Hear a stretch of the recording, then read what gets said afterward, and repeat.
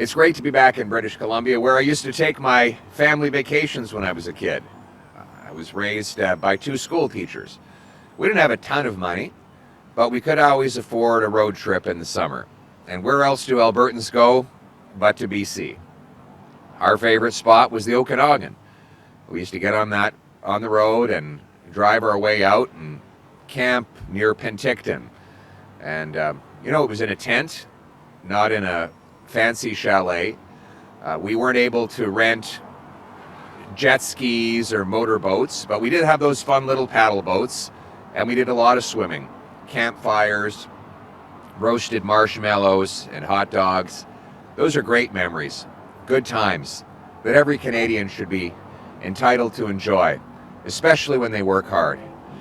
But unfortunately, after 9 years of just inflation, of the federal government under the Liberals and NDP doubling the debt, printing $700 billion of cash, and piling on punishing carbon taxes, the vast majority of Canadians are struggling just to eat, heat, and house themselves. A vacation is not even in the cards.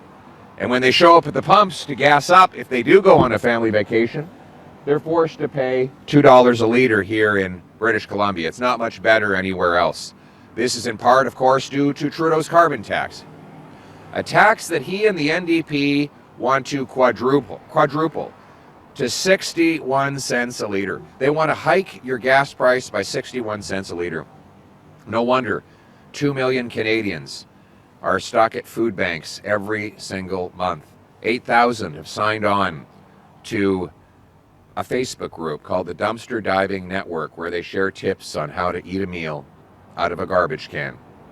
No wonder 15 to 20% of Canadians have gotten sick because they've eaten past due food, having no choice due to the high price of groceries. After 9 years of Trudeau, housing costs have doubled, and Vancouver is now the third most overpriced housing market in the entire world, worse than New York, Chicago, London, England, and even Singapore. Here in BC, it's impossible for families to ever afford a home because it requires more than 100% of the average family pre-tax income to make monthly payments on the average home, according to RBC. And 76% of youth who don't own homes believe they never will.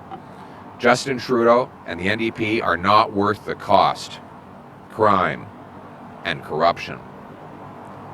The good news is, life was not like this before Trudeau and the NDP, and it won't be like this after they're gone.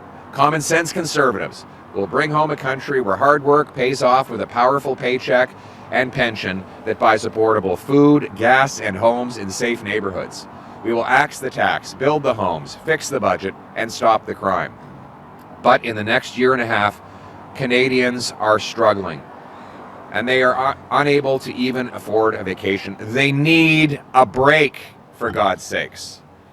And that's why common sense conservatives are calling for an end to gas and diesel taxes from Victoria Day till Labor Day to give Canadians a summer break. We call on the Prime Minister to do this. It will reduce gas prices by 35 cents a liter, allowing families to get on the road and go off to their favorite campsite, maybe a cottage or a cabin, do some fishing, some hunting, or just get away for a weekend. Canadians need that now more than ever with how miserable things are going in this country of ours. It's a common sense step that the government could do, and if you wonder how we could pay for it, this Prime Minister is spending $21 billion on consultants. $21 billion. Money that could be in the pockets of Canadians. 100% increase on the money going to high-priced consultants like those that gave us the Arrive scam scandal. Cut back on those consultants. Put the money back in the pockets of Canadians. Give Canadians a fuel tax holiday of 35 cents a liter from Victoria Day all the way to Labor Day. This is the least that we could do. And in the long run, we will bring back the country that we knew and still love. A country where hard work pays off, with powerful paychecks that buy affordable food, gas, and homes in safe neighborhoods. That's the country we knew. That's the country we love. It's the country that we're going to bring home. Thank you.